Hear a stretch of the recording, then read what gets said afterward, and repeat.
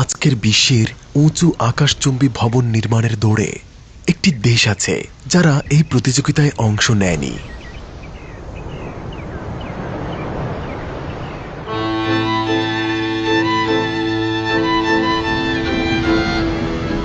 কোনো সুউচ্চ ভবন নেই, কোনো ঝলমলে মেগা সিটি নেই। তারা যেন কোনো মূল্যে আপোষ করে না, এমনকি তেল ও সম্পদ দিয়েও না। মাস্কাট। কোথায় আছি? সালালার গ্রীষ্মমণ্ডলীয় জলবায়ু থেকে মাস্কাটের শান্ত প্রশান্তি পর্যন্ত এটি কেবল একটি দেশ নয়, এটি ওমান সুলতানাত। বলছি সালালা থেকে। আজ আমরা ওমানকে গভীর থেকে জানব, এমন দেশ যা নিয়ে তেমন আলোচনাই হয় না, যেন মধ্যপ্রাচ্যের এক লুকানো রত্ন যা এখন চমকাতে শুরু করেছে, কিন্তু এর ভবনের কারণে নয়, বরং দেশের মানুষ আর তাদের আপ্যায়নের কারণে।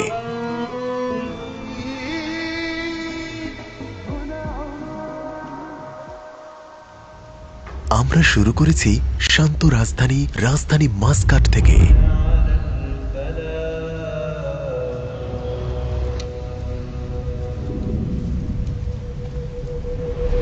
এক সময়কার ওসমানী সাম্রাজ্যের প্রাণকেন্দ্র, যার আছে মসজিদ, মনোমুগ্ধকর সব গল্প, দ্বীপপুঞ্জ আর নিজস্ব অপেরা হাউস।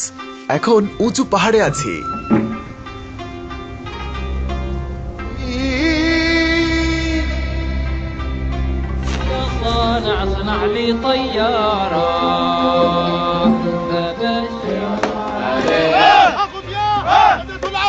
তারপর সুর শহরে, যেখানে আরব বিশ্বের প্রথম সূর্যোদয় হয়, সমুদ্র থেকে জন্ম নেওয়া একটি শহর, এমন এক সমুদ্রের গল্প যা ওমানিদের ভারত এবং পূর্ব আফ্রিকায় নিয়ে গিয়েছিল। বরকে অভিনন্দন। এবং তারপর যাযাবর বেদুইনদের সংস্কৃতির মরুভূমিতে। এরপর আমরা জেবেল আখতারের দিকে আরো উপরে উঠি। ওমান যেন অদেখা কিছু, সমুদ্র পৃষ্ঠ থেকে 2000 মিটারেরও বেশি উচ্চতায়। সেখান থেকে আমরা যাব 1300 বছরেরও বেশি আগের ওমানের রাজধানী নিজুয়াতে। শক্তি ও জ্ঞানের কেন্দ্র, প্রাণচঞ্চল বাজার, জীবন্ত ইতিহাস। এরপর ধোফার গভর্নরেটে, সবুজ প্রকৃতি, মনে হবে থাইল্যান্ড বা ইন্দোনেশিয়ায়, কিন্তু এটাই খাঁটি ওমান।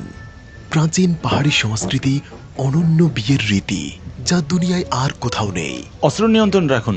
ওমান ঐতিহাসিকভাবে লোবানের দেশ হিসেবে পরিচিত ছিল, প্রাচীন বাণিজ্য পথ বদলে দেওয়া এক মূল্যবান পণ্য যা প্রাচীন বিশ্বের মহান সভ্যতায় পৌঁছে গেছে। কিন্তু ওমানের সবচেয়ে সুন্দর জিনিস প্রকৃতি নয়, এমনকি স্থাপত্যও নয়। এটা ভিডিওটির শেষেই জানতে পারবেন।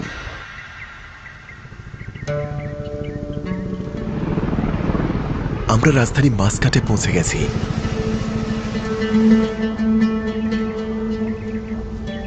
আর এই মসজিদ থেকে শুরু করব, ইসলামী বিশ্বের সবচেয়ে সুন্দর মসজিদগুলোর মধ্যে একটি।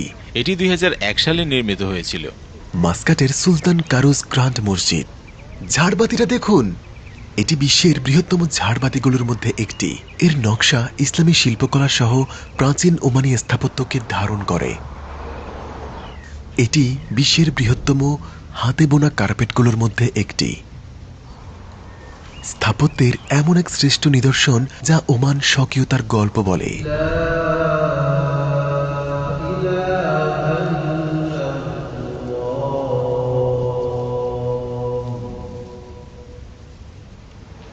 এমনকি এখানকার রেস্তোরাঁগুলিও ঐতিহ্যবাহী দুর্গের মতো ডিজাইন করা হয়েছে। তারা আজও টিকিয়ে রেখেছে নিজেদের ঐতিহ্য।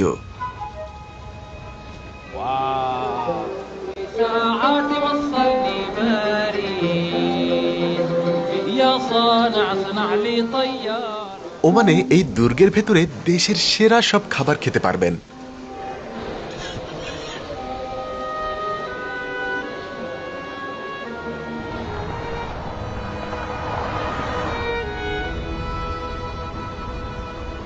এরপর আমরা পৌঁছেছি, এটি রয়্যাল অপেরা হাউস। খাঁটি ওমানি নকশা আঁকা একটি আন্তর্জাতিক ভেন্যু। এটা 2011 সালে সুলতান কাবুসের আদেশে নির্মিত হয়েছিল। মার্বেল, খোদাই এবং শক্তিশালী স্থানীয় ওমানি পরিচয়। মাস্কাটে আমাদের প্রথম দিনের সূর্যাস্তের পর। পুরনো মাস্কাটের প্রাণকেন্দ্র মুদ্রা চোখের দিকে রওনা দিলাম। এটা ওমানের প্রাচীনতম বাজার, শত শত বছর পুরনো, একসময় ভারত, আফ্রিকা ও পারস্যের নাবিক এবং ব্যবসায়ীদের বন্দর। তারপর 1.5 ঘন্টা পর আমরা ফিরোজা জনরাশির দেশ দয়মানিয়াত আইসল্যান্ডে পৌঁছেছি। আপনারা দেখবেন কিভাবে আমরা মরুভূমি থেকে পাহাড় আর সমুদ্রে যাই। চমৎকার বৈচিত্র্যপূর্ণ একটি দেশ দেখতে পাবেন আইসল্যান্ডে।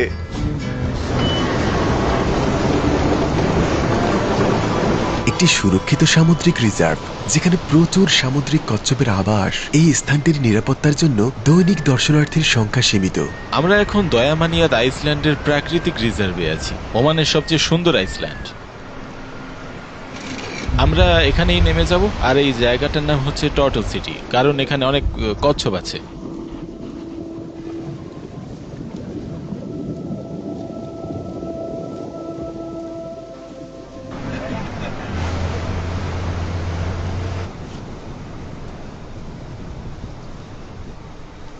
তারপর আমরা রাজধানী থেকে গাড়ি চালিয়ে গেলাম আরেকটি মনোমুগ্ধকর উপকূলীয় শহরে, সুর শহরে। এখানে খুব কাছ থেকে আরব বিশ্বের প্রথম সূর্যোদয় দেখা যায়, যেন এক স্বর্ণালী স্থান। সুরে আপনাদেরকে স্বাগতম। এটা ওমান। এটা শহরের ঐতিহ্যবাহী পোশাক। এই সব বৈচিত্র্য মাস্কট থেকে মাত্র 2 ঘন্টা দূরে। এটি সুলতানি আমলের এমন এক গুরুত্বপূর্ণ শহর যেখানে সমুদ্র ও বাণিজ্য মিলিত হয়েছে। দেখাবো কিভাবে এই পোশাক তৈরি হয়। তো আপনি আমাদের জন্য একটি খাঁটি ওসমানী খঞ্জর বানাবেন? হ্যাঁ, এটা ওমানি খানজার। ওকে, এর দাম $5000। হ্যাঁ, যদি একটি হীরা লাগিয়ে দেই তাহলে দাম বেড়ে যায়। সবচেয়ে দামি খঞ্জরের দাম $20000। হ্যাঁ, অতীতে এটি একটি অস্ত্র ছিল, কিন্তু আজ এটা একটা চিহ্ন। সুলতানও একটা পরেন, তাই না? হ্যাঁ, আর ধনী গরিব সকলেই এখন এটা পরেন। খানজার হলো ওসমানী পরিচয়, প্রতিটি পরিবারের একটি আছে। একটা বানাতে কত সময় লাগে? আমার জন্য প্রায় 2 মাস। একটা খঞ্জর? হ্যাঁ। এটা নিয়ে বিমানে ভ্রমণ করা যাবে? অনুমতি লাগবে। এটিকে একটি অস্ত্র হিসাবে বিবেচিত। তাই তো। এটা নিয়ে ওমানের বাইরে, এমনকি সংযুক্ত আরব আমিরাতেও প্রবেশ নিষিদ্ধ।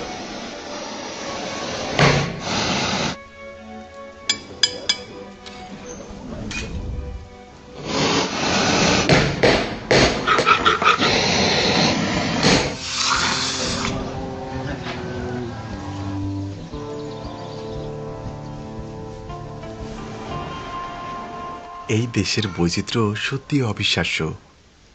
মাস্কট থেকে মাত্র 1.5 ঘন্টা দূরে, তবুও সবকিছু আলাদা মনে হয়। এই খঞ্জরের দাম $5000। এখানে ওমানি জাহাজ আজও বানানো হয় প্রাচীন কায়দায়, যে পথে একসময় ওমানি নাবিকরা যেত ভারত আর পূর্ব আফ্রিকায় শত বছর আগে। আমরা এখন এক জাহাজের ভেতরে। এটা আসল জাহাজ। হ্যাঁ, এই জাহাজটি ওমানে নির্মিত এবং সর্ববৃহৎ জাহাজগুলির মধ্যে একটি। এবং মানুষ এতে প্রবেশ করতে পারে। মানে মাছ কোথায়, সমুদ্র কোথায়? মাছগুলো সমুদ্রে আছে। সারা বিশ্ব থেকে অনেক জাহাজ আসতো এবং ফিরে যেত। 500টি পর্যন্ত পালতোলা জাহাজ এখানে বন্দরে নোঙ্গর করত। আমরা কি এখন আরব উপসাগরে আছি? হ্যাঁ। এটা কি সত্যিকারের জাহাজ? হ্যাঁ, এটা শীঘ্রই যাত্রা করবে। জাহাজটা চলবে? হ্যাঁ, ইনশাআল্লাহ। ইনশাআল্লাহ। এই ওয়ার্কশপটি 1730 সালে প্রতিষ্ঠিত হয়েছিল। মানে যখন ওমান একটি সাম্রাজ্য ছিল। হ্যাঁ। চলুন যাই। এটা আমার পূর্বপুরুষদের জাহাজ। আমরা এখন দেখে আছি। সংস্কৃতি এখানে নিজের কথা বলে। يا العريس نادى المنادى ونتمنى لك السعادة والهنا لا إله إلا الله وياسين بسم الله على المعرس ياسين وياسين بسم الله عليك يا حبيب الله محمد وبيجي كلام فايدة تعال بها إن شاء الله نهدى يوم আমি কি এখন বর নাকি?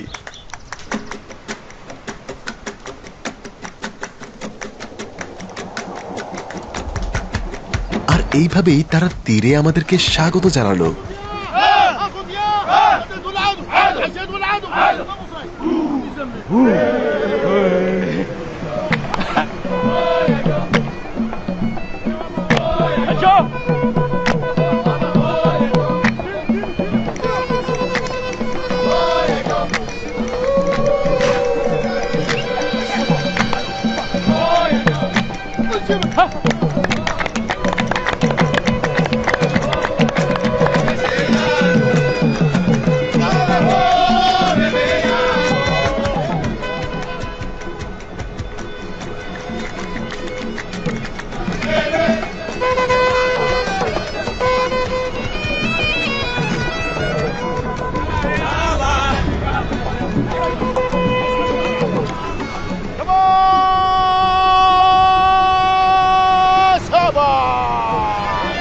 ওমানের বিষয়গুলো দেখুন। শান্ত নীরব একটি শহর, সমুদ্রের দিকে তাকিয়ে থাকা সাদা ঘর এবং জাহাজ নির্মাণ কারখানা থেকে হাতুড়ির শব্দ। সুর হলো ওমানের সামুদ্রিক প্রাণ।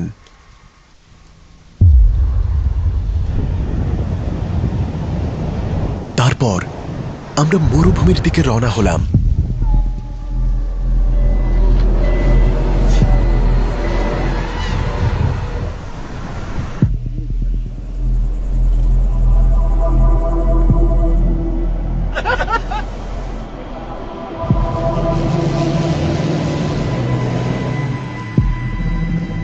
ওরা আসছে, আমরা মরুভূমিতে আছি।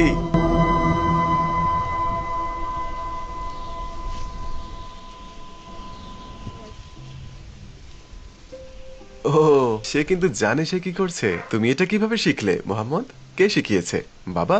না, আমি নিজেই শিখেছি। অসাধারণ, মাশাআল্লাহ। সে পুরস্কারের যোগ্য। শাবাশ মোহাম্মদ, শাবাশ। ওমানের মরুভূমি থেকে বালি আর টিলার মাঝে আপনি এই বেদুইনের জীবনযাপন করেন। আপনি কি কখনো শহরে মুভ করবেন? না, আমি আমি আমি কখনোই এই মরুভূমি ছেড়ে শহরে যাব না। মরুভূমিতে জীবন কেমন? মরুভূমিতে জীবন অনেক ভালো। এটা কি ঐতিহ্যবাহী পোশাক? হ্যাঁ। মাশাআল্লাহ, উম্মে সাইদ, এসে ভালো লাগছে। তো আপনি এই বেদুইন জীবন বেছে নিলেন এবং তা ত্যাগ করতে চান না? না। এটা আপনার মেয়ে জুদ? এটা আমার খুব আদরের নাতনি। জুদ, তোমার কি টিকটক আছে? না, সে এখন একজন ছাত্রী, সে প্রতিদিন স্কুলে যায়। জুদ, তুমি কি শহরের জীবন পছন্দ করো নাকি মরুভূমি? মরুভূমি। তুমি মরুভূমি ভালোবাসো? তার পুরো শৈশব কেটেছে মরুভূমিতে। ঠিক বলছি? এটাকে বলা হয় আলথিবা। আলথিব? হ্যাঁ। ওমান একটি সমৃদ্ধ দেশ। এটা আল্লাহর রহমত। তো শহরে কেন মুভ করবেন না? আমি এটা চাই না, আমার এটা পছন্দ না। আমার পূর্বপুরুষরা এখানে থাকতেন, আমিও এখানেই থাকতে চাই। খুব প্রশান্তি, তাই না?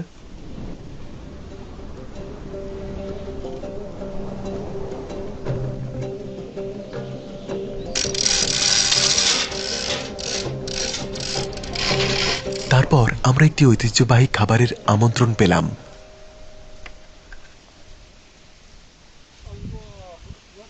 আপনার গাড়ি আছে? আমার একটা গাড়ি আছে, এটাতে জ্বালানি কাঠ বহন করি।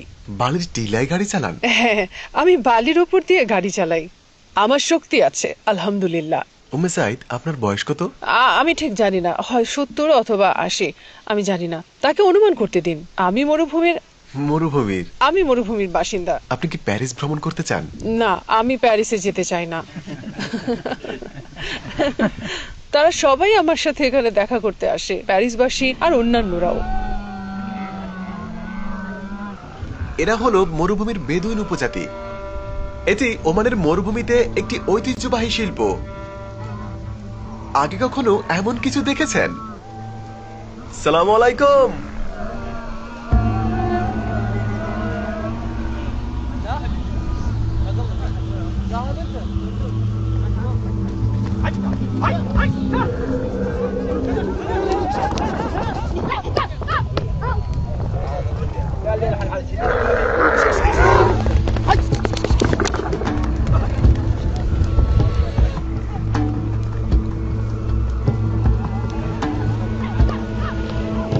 এই শিল্পের নাম কি? এর নাম রাকদ আল আরদা। এটি শত শত বছর আগের ঐতিহ্য।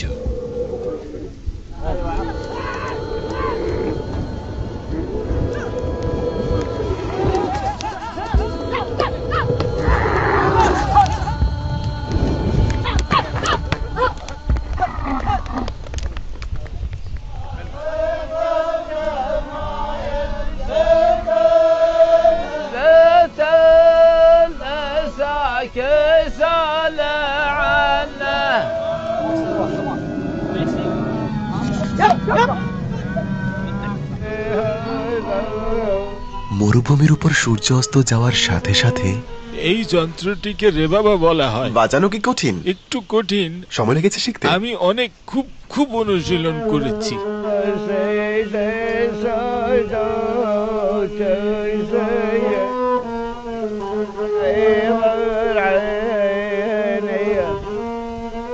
তো আপনি কি মরুভূমি থেকে এসেছেন? হ্যাঁ, মরুভূমির গভীর থেকে প্রায় 100 কিলোমিটার দূরে। আমাদের জন্য? হ্যাঁ, আপনাদের জন্য। মাশাআল্লাহ। হ্যাঁ, মাশাআল্লাহ। আপনি মরুভূমিতে থাকেন? হ্যাঁ, মরুভূমিতে থাকি। আপনাদের আগমনে আমরা সম্মানিত। এটিকে নিজের বাড়ি ভাবুন। মরুভূমিতে রাত নেমে এলো ওমানের সালানাতে।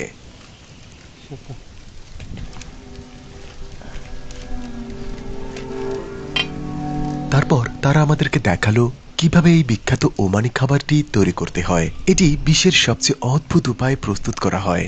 এখন কি মাটির নিচে খাবার আছে? হ্যাঁ, এটা এখন ভূগর্ভস্থ। ভেড়ার বাচ্চা? একটি আস্ত ভেড়ার চামড়া। আর আমরা এটা কিভাবে বের করব? এটি দিয়ে চলুন যাই। খাবারটি 3 ঘন্টার ভিতরে রান্না হচ্ছে। এটা কিসের জন্য? সব উপকরণ একসাথে গুঁড়ো করার জন্য মাত্র 3টি জিনিস: মাংস, ভাত আর লবণ। এটা মেশাবো, এখন চটকাবো। চটকাবো? হ্যাঁ, হাতে গুটিয়ে নিন, তারপর মাখুন। এই তো।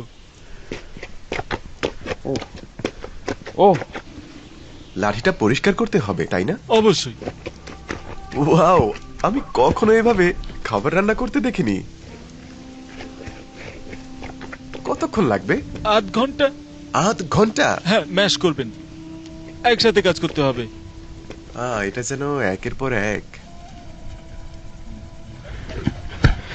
আমি জানতে চাই এটা কার আবিষ্কার করা পদ্ধতি। তো এখন আমরা রান্নাঘরে।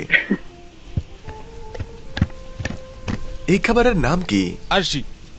এর মানে? এবার আমরা ঘি মেশাবো। এই খাবার তৈরি করা তো অনেক কঠিন, বেশ পরিশ্রম লাগে। পরিবারের সব যুবকরা একসাথে কাজ করে, এই ধরনের শব্দ হবে। উনি খুব ফাস্ট।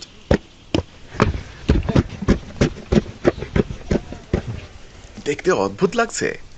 এটি দেখতে ভেড়ার বাচ্চার মতো লাগছে না, যদিও এর ভেতরে একটা আস্ত ভেড়া আছে।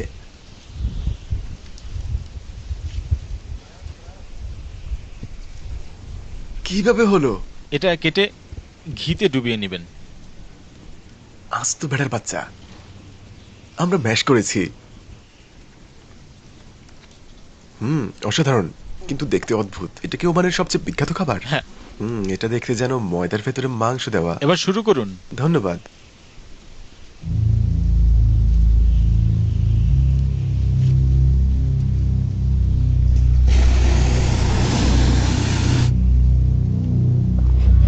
দ্বিতীয় দিন আমরা ওমানি মিষ্টি চেখে দেখতে গেলাম।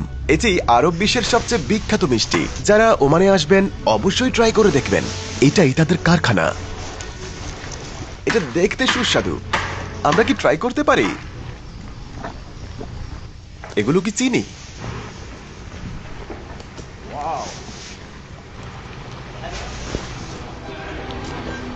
এটা ওমানি মধু।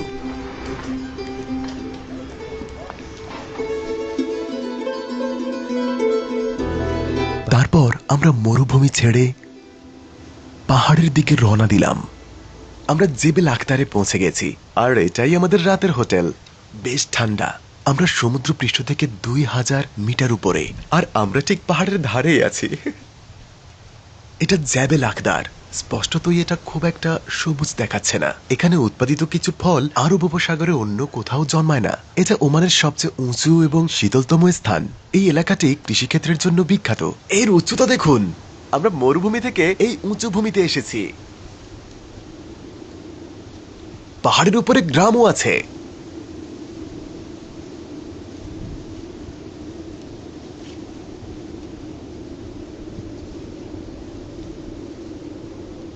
মোস্ট আন্ডাররেটেড একটা দেশ।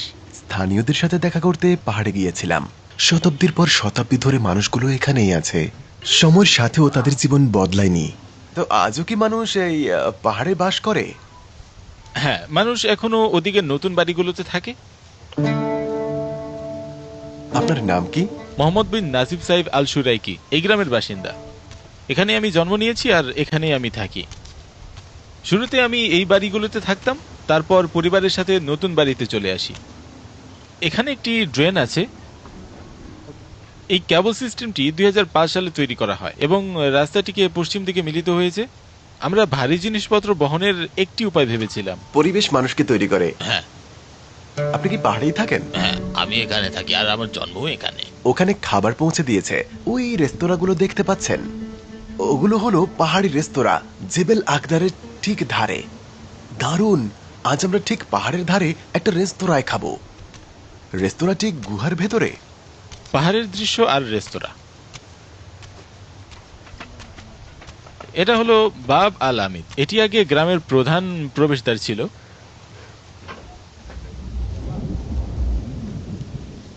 চলুন একটা ঘর দেখি। এটা একটা গেস্ট হাউস। এটি টাওয়ার রুম, গ্রামের সবচেয়ে পুরনো রুমগুলির মধ্যে একটি। 500 বছরেরও বেশি পুরনো। গুহার মতো। আপনি কি সত্যি এখানে ঘুমাতে পারবেন? অবশ্যই। এটা ভিডিওগ্রাফারের রুম।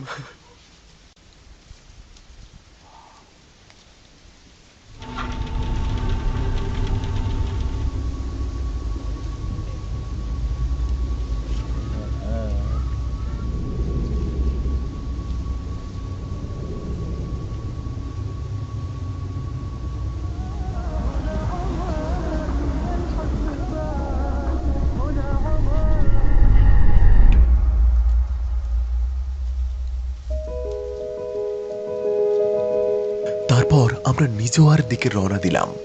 নিজোয়ায় স্বাগতম, যার আছে এক গভীর ইতিহাস।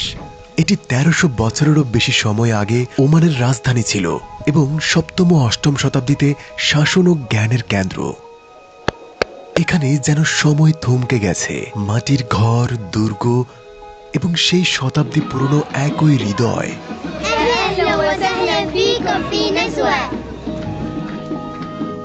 এটা নিজোয়া চৌক, প্রাচীনতম বাজারগুলোর মধ্যে একটি, যা এখনো প্রাণবন্ত।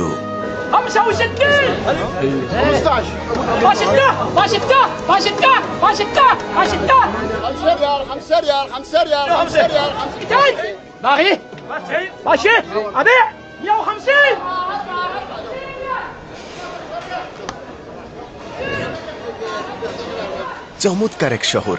আমরা এই পুরনো বাজারে আছি। প্রতি শুক্রবার সকাল 7টায় মানুষ এভাবে জড়ো হয়।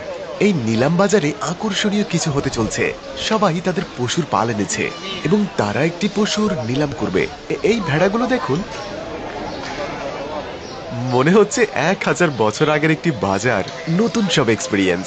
এই বিশাল ভিড় দেখছেন, পর্যটক এবং স্থানীয় উভয়ই আছে এখানে। আজ আমরা একটি ভেড়া কিনবো। বাজারটা যেন খোলা আকাশের নিচে একটা থিয়েটার। ভাবুন, এখন শীঘ্রই শুরু হবে। শতাব্দীর পর শতাব্দী ধরে এই দৃশ্যের কোনো পরিবর্তনই হয়নি।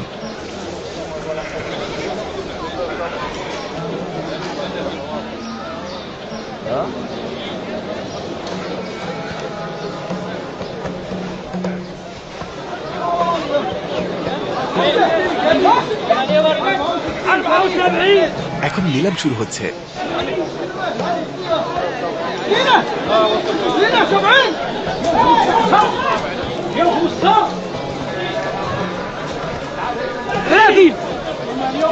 $140 রিয়ালে দুটি।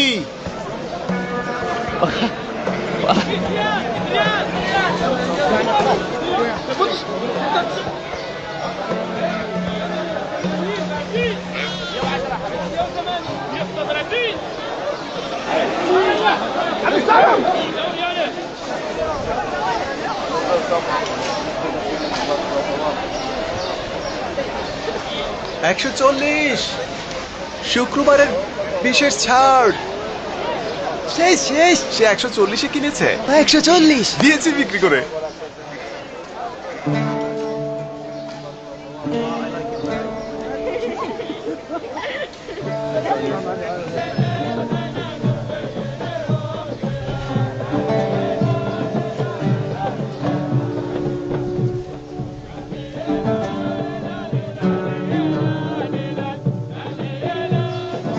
নিজোয়া দুর্গ। স্বাগতম। আপনাকে পেয়ে ভালো লাগছে। দয়া করে ভিতরে আসুন। নিজুয়া দুর্গ। আমাদের অতীত থেকে উষ্ণ অভ্যর্থনা। আপনার আগমনে আমরা সম্মানিত জোহাত্তা। হৃদয় জয় করে এমন এক অভয়ারণ্যে আজ আপনাকে স্বাগত। ধন্যবাদ, ধন্যবাদ। নিজুয়া!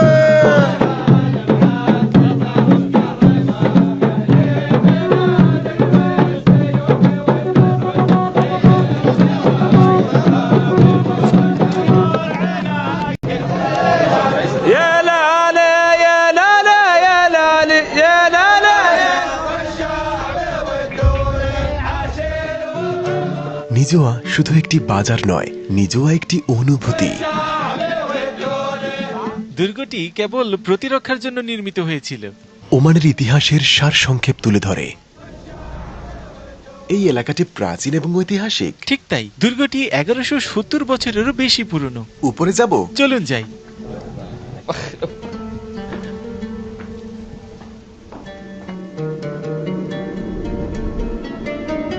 দেখতে পাচ্ছেন নিজুয়ার চারপাশ পাহাড় দ্বারা বেষ্টিত। নিজুয়া একটি গুরুত্বপূর্ণ শহর। খুব। সবারই এখানে আসা উচিত। এটা সুন্দর এবং ঐতিহাসিক। এর দেয়ালগুলো ইতিহাসের কথা বলে। পুরাতন বাজারের পাশেই নিজুয়ায় ওমান একরিস এজিস মিউজিয়াম অবস্থিত।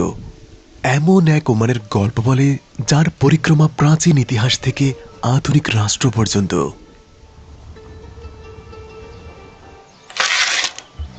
ওমানের সবচেয়ে বিখ্যাত খাবারগুলির মধ্যে একটি ট্রাই করেছিলাম, যার নাম শুয়া। তারা কলা পাতায় মুড়ে রাখে।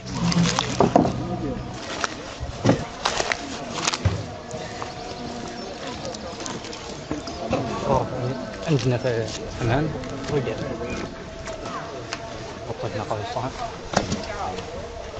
এবং মাটির নিচে পুঁতে ফেলে। একটি ঐতিহ্যবাহী চুলায় 24 ঘন্টা রাখে। এটা শুয়া, ভূগর্ভস্থ। কিছু একটা নড়ছে। আমি খাজানা পেয়েছি। اوه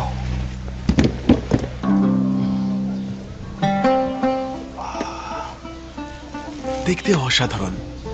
মাংসটা দেখুন। ট্রাই করে দেখুন। দারুণ, দারুণ, সত্যি অসাধারণ। تندر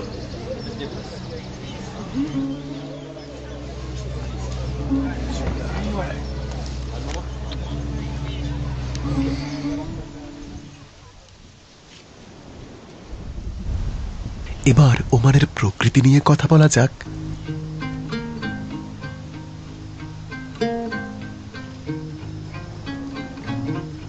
আমরা দক্ষিণে গেলাম। ওমানের এক অন্য রূপ। এটি ধোফার গভর্নেট। আমরা এখানে তাদের সংস্কৃতি সম্পর্কে জানতে এসেছি। পাহাড় থেকে এসেছো? হ্যালো, এটা আমার যমজ। হ্যালো। এখানে সবুজ জমি দেখে সত্যি অনেক অবাক লেগেছে। দেখুন, এটা সুইজারল্যান্ড বা ভিয়েতনামের মতো মনে হচ্ছে। এর রহস্য খারিফ ধোপার নামে পরিচিত একটি ঋতু। জুন থেকে সেপ্টেম্বর পর্যন্ত মৌসুমী বাতাস পাহাড় এবং বৃষ্টির সাথে সবুজ করে তোলে। আরব উপদ্বীপের কেন্দ্রস্থলে এক বিরল দৃশ্য। আরব উপসাগরের একটি গ্রীষ্মমণ্ডলীয় দেশ।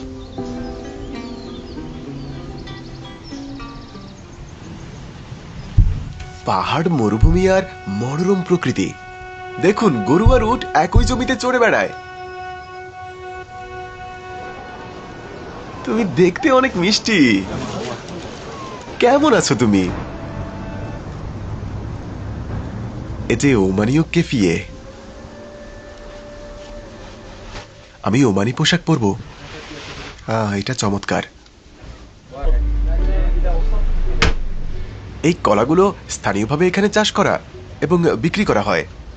এই পুরো রাস্তাটি অদ্ভুত সব ফলে ভরপুর।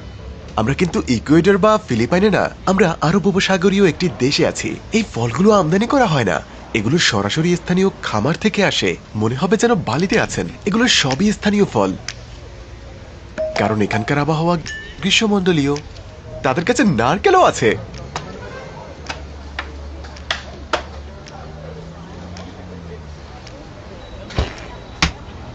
থাইল্যান্ড। না, এটা সালসালা থেকে। সালালা শুনেছেন? সেরা নারিকেল শুধুমাত্র সালসালাতে। এবং কি সালালাতে অ্যাভোকাডো জন্মে? সালালা।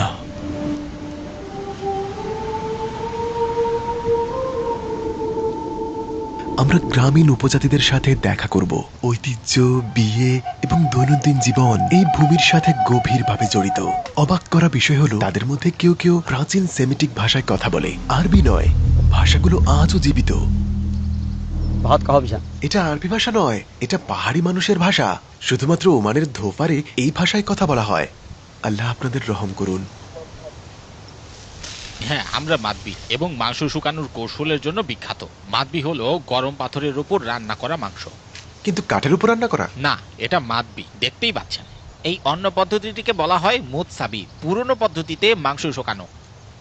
আগের দিনে কোনো রেফ্রিজারেটর ছিল না, তাই মাংস সংরক্ষণের জন্য রক্ত শুকিয়ে ফেলা হতো এবং শুষ্ক হয়ে গেলে প্রায় কাঠের মতো হয়ে যায়। এটি শুকিয়ে খেতে পারেন। আসসালামু আলাইকুম। ওয়ালাইকুম সালাম। আমরা এখন একটি পুরনো বাড়ির ভিতরে এবং আপনি এর ঐতিহ্যবাহী নির্মাণ পদ্ধতি লক্ষ্য করতে পারেন। পুরাতন নির্মাণটি মাকড়সার আকৃতির, কলাম এবং বিমগুলি একত্রিত করা হয়। মাকড়সার মতো। হ্যাঁ, এটাই পুরনো ভবনের ধরন। দেখুন, দুগ্ধজাত দ্রব্য তৈরি করা হচ্ছে। দুধ, দই, ঘি, গীতা ইত্যাদি তৈরিতে ব্যবহৃত হয়। আজকাল তারা এটি থেকে পনিরও তৈরি করে। এটি দই এবং ঘি উপাদানের ঐতিহ্যবাহী পদ্ধতি। দুধ গাজন করার পর মন্থন করে এটার মতো। এগুলো ঐতিহ্যবাহী খাবার, সবই মৌসুমী ফসল থেকে তৈরি। শুধু গ্রামীণ এলাকায় হয়? হ্যাঁ, যদিও কিছু খাবার বিনিময়ের মাধ্যমে শহরের খাবারের সাথে মিলে যায়, কারণ আমরা মৌসুমী ফসল শহরে নিয়ে গিয়ে অন্যান্য পণ্যের সাথে বিনিময় করি।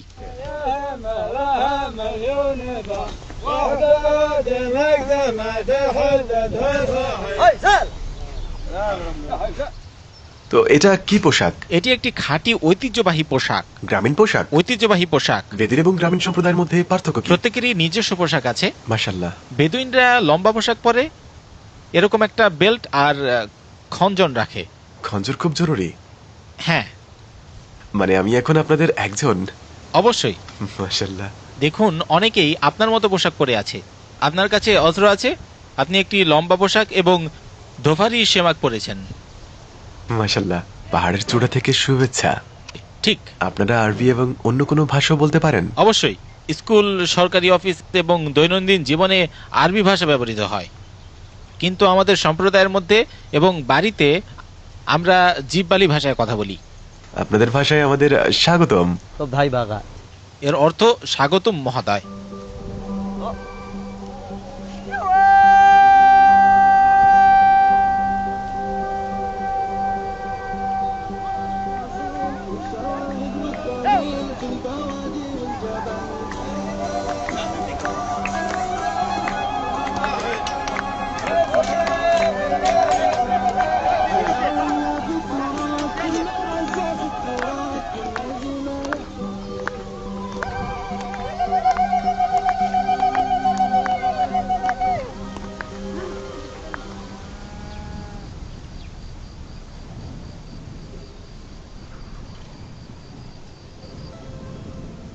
তো এগুলো ঐতিহ্য? হ্যাঁ। ধোফার গভর্নরেটে। আমরা এখন মসজিদ ছেড়ে বাড়ির দিকে যাব, যেখানে আমরা বিয়ের জন্য আয়োজন করব। অভিনন্দনের সময় এসেছে। অভিনন্দন।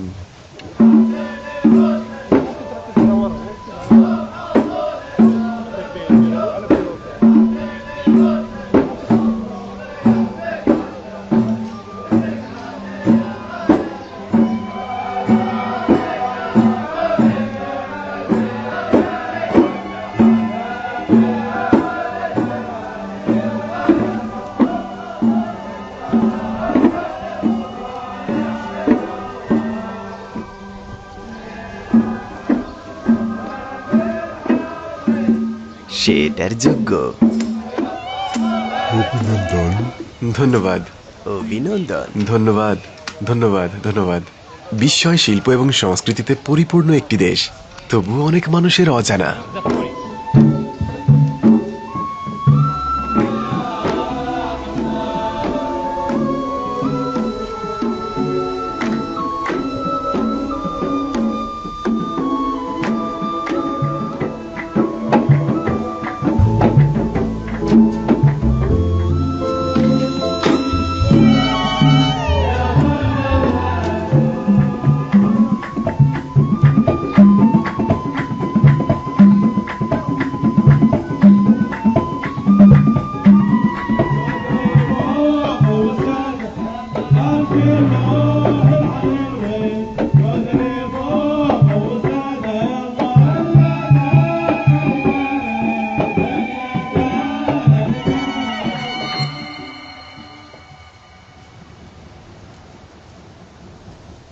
4000 বছর আগে ধোফারকে লোবানের দেশ বলা হতো।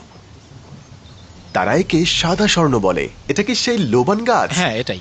এটা একবার ইউরোপীয় রাজা এবং ফারোয়াদের কাছে পাঠানো হয়েছিল। হ্যাঁ, গ্রিক, মিশরীয়, চীনা এবং ভারতীয় সভ্যতার প্রতি। আপনারা কি এই জিনিসটা দেখতে পাচ্ছেন? এটাই এই লোবান গাছের লোবান। বিশ্বের সবচেয়ে দামি সুগন্ধি তৈরি করা হয়। ধূপ, ক্রিম, এমনকি চুইংগাম তৈরিতে এটি ব্যবহৃত হয়। এই সবই এই একটা গাছ থেকেই আসে। এই দামি জিনিসই বাণিজ্য পথ বদলে দেয় আর এই ভূমিকে যুক্ত করে প্রাচীন বিশ্বের বড় সভ্যতার সাথে। গ্রিক ও রোমানরা এর কথা লিখেছে। আর বাণিজ্য জাহাজ চলত ভারত এবং পূর্ব আফ্রিকার মধ্যবর্তী পথে। গাছের রস শুকিয়ে এমনটা হয়ে যায়।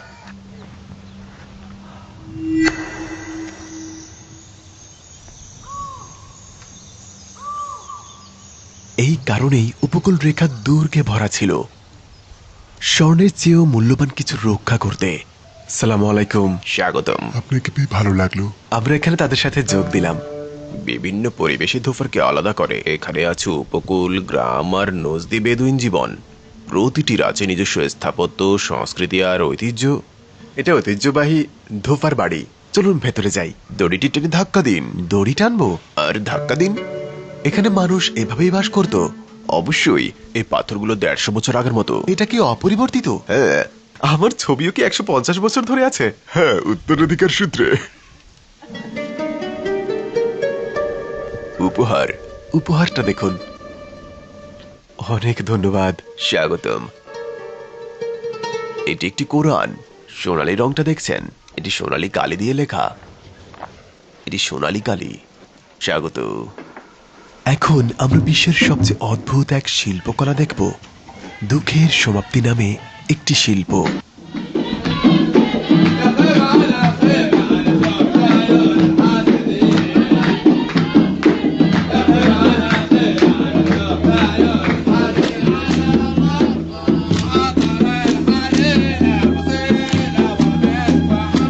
প্রতিটি অঞ্চলের নিজস্ব বিবাহের ঐতিহ্য রয়েছে। এখানকার বৈচিত্র্য অসাধারণ। এক অঞ্চল থেকে অন্য অঞ্চলের নৃত্য ভিন্ন। আপনি সবচেয়ে সুন্দর শিল্প সম্পর্কে প্রশ্ন করেছেন। এই মহিলারা সদয়ভাবে আপনার জন্য এই শিল্পটি প্রদর্শন করবে।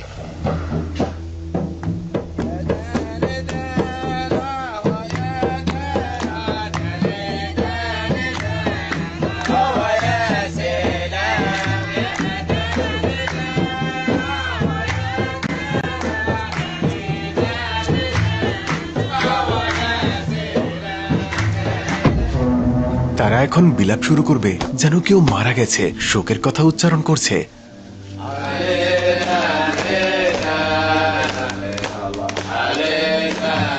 এটি এখানে দেখার সবচেয়ে অসাধারণ শিল্পকর্ম। এর নাম আলদান। একটি পরিবারের শোকের অবসান ঘটানো একটি শিল্পকর্ম। এ সম্পর্কে আরো বলুন। অতীতে যখন পরিবারের কোনো সদস্য মারা যেত, পরিবারটি বহু বছর ধরে শোক করত। কোনো উৎসব নেই, কোনো বিবাহ নেই, কোনো ছুটির দিন নেই। তারপর এই শিল্পের আবির্ভাব ঘটে মৃত ব্যক্তির পরিবারের জন্য আনুষ্ঠানিকভাবে শোকের সমাপ্তি করার জন্য পরিবেশিত হয়। এটাকে মৃত্যুর নৃত্য বলা হয় না? না। ওকে। হেদান হেদান হেদানা হেদান হেদান হেদানা হেদান হেদান হেদানা হেদান হেদানা হেদান হেদান হেদানা হেদান হেদান হেদানা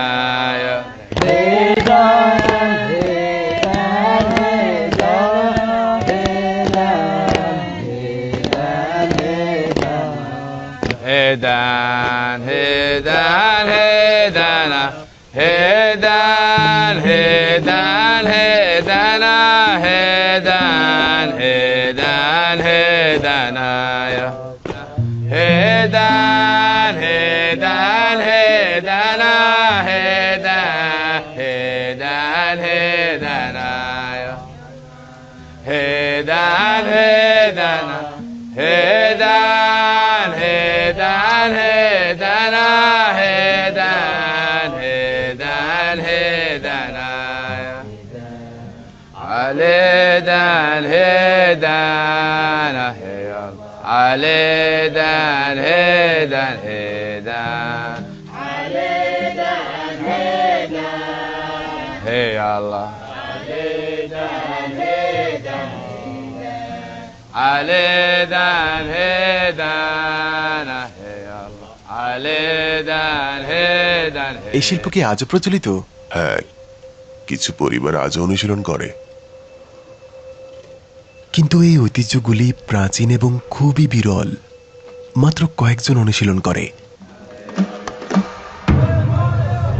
এখন আমরা আল বারাহ দেখব, ইউনেস্কোতে অথবা বিশ্ব ঐতিহ্য হিসেবে নিবন্ধিত একটি নৃত্য।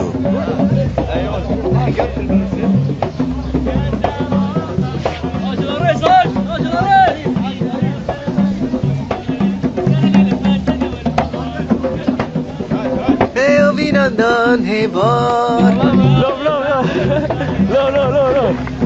তো আমি এখানে বরের পরিবারের সাথে দাঁড়িয়ে আছি, ওখানে কনের পরিবার, তারা কবিতা আদান প্রদান করবে, আর আমি এখানকার বর।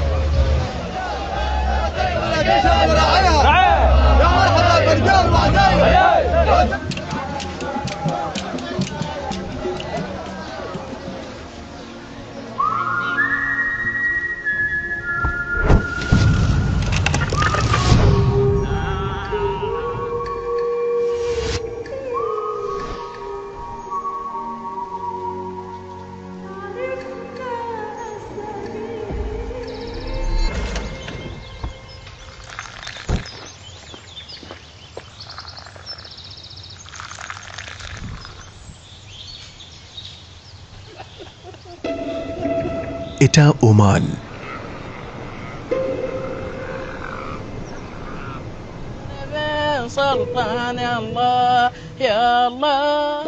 আধুনিক বিশ্বের কোলাহলের মাঝে শান্তিপূর্ণ কিছু শহর তাদের নিরাপত্তা, ঐতিহ্য এবং সংস্কৃতিকে শক্ত করে ধরে রেখেছে। এই ভূদৃশ্য এবং ইতিহাসের সবচেয়ে সুন্দর ওমানের জনগণ। তারা পৃথিবীর খুব দয়ালু মানুষ, উদারতা, আতিথেয়তা আর উষ্ণ হৃদয়ের জন্য পরিচিত।